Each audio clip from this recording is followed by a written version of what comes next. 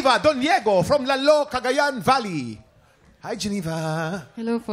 Alam mo, natutuwa ako dyan sa kantang yan. Oo. Yang kantang yan, ang pinaka-famous na kantang Pilipino sa buong mundo in the history of music. May iba't ibang lingwahe Na-translate yan in so many languages. Oo. At saka alam mo, nung panahon namin ni Mamang, kada oras merong isa niyan. Kahit anong istasyon, paulit-ulit. Totoo yan, di ba? Parang yung panahon namin, parang may agiw, no?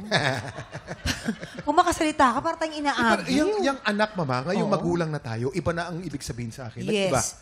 Ang lalim niyang kantang yan. Ako mas, nung bata-bata pa, napapakinggan ko yan. Kanta lang, maganda. Pero pag magulang ka na pala, makukuha mo yung ibig sabihin ng kanta talaga. No? Well, naantig kami ni Mamang, Yes. ngunit ang ating mga inampalan kaya ay naantig din.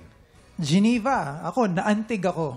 Ang ganda ng performance mo, yung emotions naroon, yung dynamics, nakita ko yung effort mo na maglagay ng mga parts na hihina, lalakas dun sa dulo, yung climactic part, naramdaman ko yung gigil. Siguro dun lang sa dynamics part din, may mga parts lang na medyo napapasobra yung hina. Na hindi na namin gano'n naririnig yung words. Pero yun lang naman yung napansin ko. So, congrats sa'yo. Thank you so much. Geneva, kaninong version ito? Kay Miss Lani Misalucho po. Kay Lani. Okay. Kaya naman pala ang ganda nung areglo. Okay. Maganda yung, nagustuhan ko yung pag-emote mo rito sa kantang ito. Yung ibig sabihin, yung interpretation mo maganda.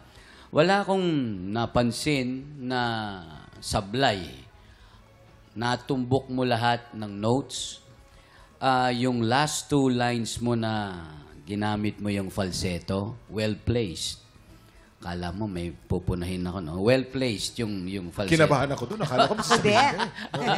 Bihirang walang sinasabing kakaiba si Renz. Yung stage Pasalamat presence is there. Nandoon. Pati yung mga kamay mo, well-placed kung saan mo ginamit.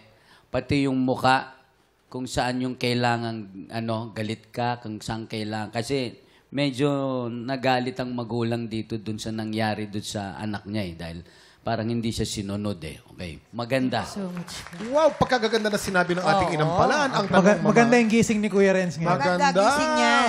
Maganda rin kaya ang score na ibibigay. Yan ang At yan, malalaman ang natin. aalamin na natin ngayon. Geneva, ito ang mga bituin na binigay ko sa'yo.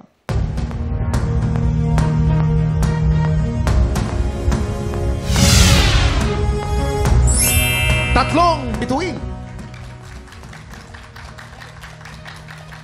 Geneva, ang bituin na binigay ko sa iyo ngayon ay...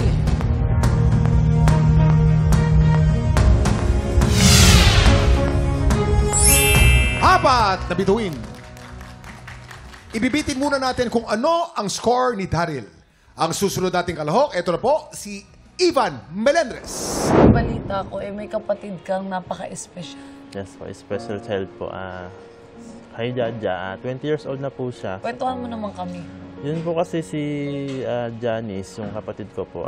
Nung pinanganak po kasi siya, meron siyang hydrocephalus. Then, nung 4 months po siya, na-operahan po siya. Kaya hindi po totally lumaki yung ulo niya. And then after po nun, sabi po ng doktor sa amin is hanggang 7 years old lang siya kasi nga po lagi siya nagsisisure. Pero ngayon 20 years old. Oy, miracle. Ayun nga po, Sobra. Thank you, Lord. Kaya sabi niya 7 years old lang pero hanggang ngayon po.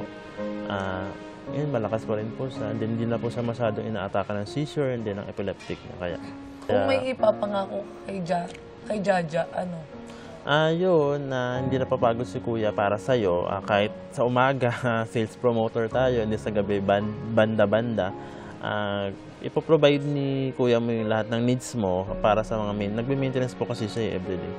Then yun po, ipoprovide ni Kuya lahat para sa'yo. Huwag ka na mag-alala, kapit lang, kaya natin.